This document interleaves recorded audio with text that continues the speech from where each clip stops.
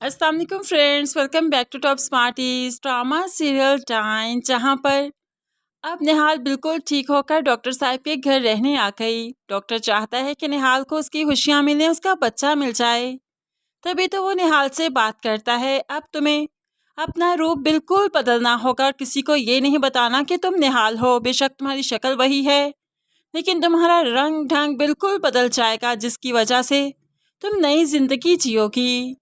अब यहाँ पर डॉक्टर जैसे जैसे चाहता है निहाल वैसा ही कर रही है, क्योंकि निहाल ने ठान रखा है कि अपना बच्चा वापस लेना है और हर किसी को उसके अंजाम तक पहुंचाना है।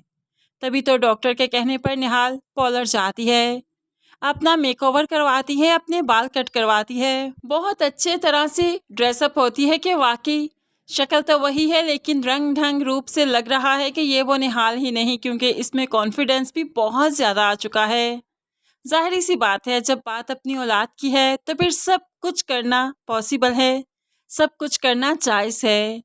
अब यहाँ पर डॉक्टर के कहे के मुताबिक निहाल फर्स्ट टाइम, अब यहाँ पर अपनी मौत के बाद फर्स्ट टाइम सवार शाह के घर में एंट्री करती है, और वो भी डॉक्टर साहिब के साथ ही, क्योंकि डॉक्टर साहिब इस फैमिली को बहुत अच्छे से जानते हैं। जैसे ही यहाँ पर आए, सबकी नज़र जब निहाल पर पड़ी तो एकदम से चौंक गए, हैरान हो गए कि ये इस रूप में ये वापस कैसे आ सकती है। लेकिन निहाल के रवैये ने उन्हें ये सोचने पर मजबूर किया कि ये वो निहाल नहीं।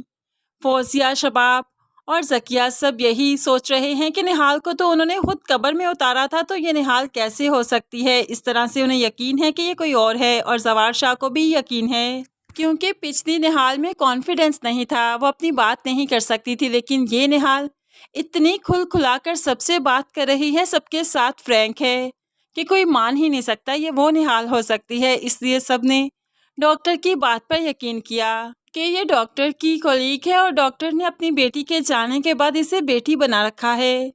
अब यहाँ पर डॉक्टर साहिब जवार शाह के घर में उसके बेटे की मुबारकबाद देने आए हैं, क्योंकि शबाब काफ़ी अरसे से इलाज करवा रही थी और नाउम्मीद थी।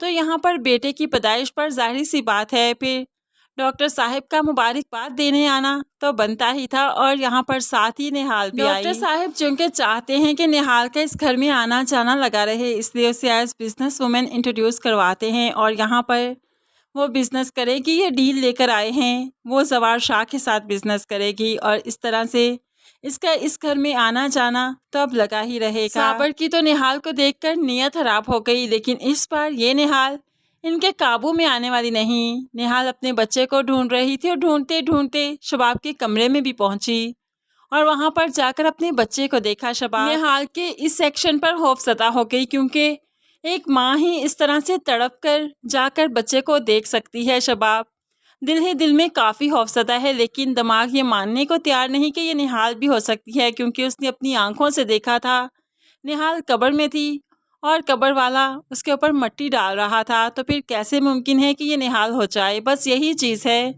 जो सबको ये सोचने पर मजबूर कर रही है कि वाकई ये निहाल नहीं कोई और है, और इसी आड़ में निहाल अपना गेम खेलेगी और सबको उनके अंजाम तक भी पहुंचाएगी। अब यहाँ पर जवार शाह इतनी कॉन्फिडेंस लड़की देखकर पहली बार दिल हार बैठेगा। शबाब के बाद पहली बार उसे किसी से मोहब्बत होगी, और वो निहाल ही होगी, और निहाल जवार शाह पर अपने हुस्न का जादू चलाते हुए खूब अच्छे से इसे अपने जाल में फंसाएगी। और जवार शाह से भी तो बदला लेना है, जिसने वादा किया था कि वो निहाल को बच्चे से जुदा नहीं करेगा, लेकिन फिर भी अपना वादा तोड़ दिया, निहाल को बच्चे से जुदा कर दिया।